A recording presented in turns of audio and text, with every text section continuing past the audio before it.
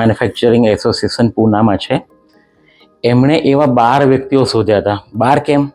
12 મહિના, જાન્યુઆરી, ફેબ્રુઆરી, માર્ચ, અને કયા મંથમાં જેનો બર્થડે હોય એ વ્યક્તિ, કે જેમણે સ્ક્રેચથી સ્ટાર્ટ કર્યું હોય અને અત્યારે એક સારા મુકામ પર હોય. એવા 12 ઇન્ડસ્ટ્રીયાલિસ્ટ, હાર્ડકોર એન્જિનિયરિંગવાળા છે, એ બી સોફ્ટવેર નહીં, ખાલી એન્જિનિયરિંગ ફિલ્ડવાળા. એ 12 ઇન્ડસ્ટ્રીયાલિસ્ટને શોધેલા છે અને એમની સ્ટોરી એમાં એમણે પ્રિન્ટ કરેલી છે. એટલે બાયોગ્રાફી નથી પણ સ્ટોરી છે, જે અમારા લાઈફના અમે ઘણી વખત પડ્યા છીએ. એમ સફળતા બધાને દેખાતી હોય છે, પણ સફળતાની પાછળના જે પ્રયાસો હોય છે ને, નિષ્ફળતાના જે ઘણા બધા પ્રયાસો, એ બંચ હોય છે આખું, એ લોકોને નથી દેખાતું. એ સ્ટોરીમાં છે કે તમે કઈથી પાછું બાઉન્સ બેક કર્યું અને કઈ રીતે બેકઅપ કર્યું. એમેઝોન પર એ બુક અવેલેબલ છે, change maker of Indian manufacturing. એમાં એક વ્યક્તિ એવી છે કે જે આદિવાસી સમાજનો છે. પહાડમાં એની મમ્મી વાંસની સાંકળીઓ લઈ અને ટોપલા બનાવીને વેચતી હતી સિટીમાં જઈને, કે મોટા ગામમાં જઈને. એ વ્યક્તિએ આજે દુનિયાનું ડબલ કોલમ મોટું આખું શેરિંગ મશીન કે શેપિંગ મશીન બનાવેલું છે. ડબલ કોલમ એટલે તમે વિચાર કરો. અને ક્યાંથી છે? પહાડનો વ્યક્તિ છે. એટલે એવા 12 વ્યક્તિઓ એમાં શોધેલા છે. એમાંનો વન ઓફ ધ હું છું. મારા પપ્પા, એટલે એમાં મારા ફાધરની મિલ બંધ હતી અને હું ભણતો હતો અને કઈ રીતે આ સ્ટેજ ઉપર આવ્યો.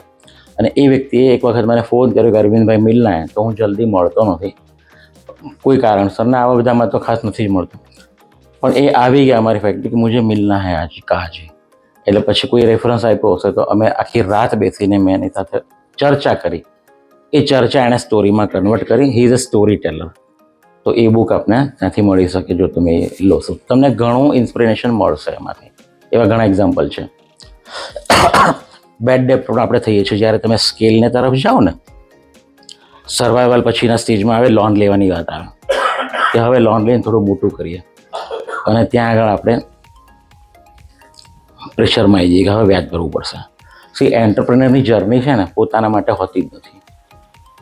એન્ટરપ્રેનર એક રોગ છે, એક ડિસીઝ છે, અને એનો કોઈ ડૉક્ટર નથી.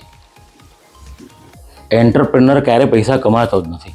એ મરે ને ત્યારે ખાલી હાથે જ જાય, કશું કરીને જ જતો, રાઈટ. પણ એણે જે ઊભું કર્યું ને એ એમ્પાયર દુનિયાને હેલ્પ કરી જતું હોય. એણે કેટલાને રોજગારી આપી, કેટલા નવા પ્રોડક્ટો ડેવલપ કર્યા. ઇનોવેશન બહુ જરૂરી છે. બીજો એક વાત કરું કે તમારા ધંધામાં એથિકલ બિઝનેસ બહુ જરૂરી છે. મારા બિઝનેસમાં એથિકલ્સ છું. કદાચ કોઈ મારું મશીન ખરીદ્યું હોય અને એને રિઝલ્ટ ના મળ્યું હોય ને, તો મેં 30 લાખનું હોય કે 1 કરોડનું હોય, મેં પૈસા પાછા આપેલા છે. કારણ કે મેં સક્સેસ વેચી છે, મશીન નથી વેચ્યું. આ સમજવું પડશે આપણે બધાએ કે આપણે સક્સેસ વેચીએ. તકલીફ જો મેં મશીન બનાવું છું, કસ્ટમાઇઝ મશીન બનાવું, મને ડિફિકલ્ટી આવવાની છે, ક્લાયન્ટને પણ ડિફિકલ્ટી ના છે. વિન વિન સિચ્યુએશન ઊભી કરવાની વાત આવે છે. આવું બધાના ધંધામાં થતું હોય. જે ખાસ કરીને હાર્ડકોર એન્જિનિયરિંગમાં હોય કે યાર આમાં તો રિઝલ્ટ નહીં મળતું, તો ત્યાં આગળ ટીમ બનાવીને સક્સેસના તરફ પ્રયાણ કરવાનું. પણ જ્યારે તમે કમિટ કર્યું હોય, જેમ સાહેબે કીધું કે ના ચાલે ડબલ લઈ જજો પૈસામાં યોરથી, એ હું સક્સેસ વેચું છું. એટલે મેં રશિયાથી મશીન પાછું લીધેલું છે, યુએસથી પાછું લીધું છે, અને પહેલું મશીન જે એક્સપોર્ટ કર્યું છે ને બેંકોકની અંદર, એ મશીન બી પાછું લીધું છે. પણ એ ત્રણેય કસ્ટમર આજે મારા વેલવિશર છે અને મારા એડવોકેટ છે કે નહીં, વેલગ્રો સાથે ધંધો કરવામાં વાંધો નથી. એટલે હાઈલી એથિકલ હોવું જ જરૂરી છે બિઝનેસની અંદર.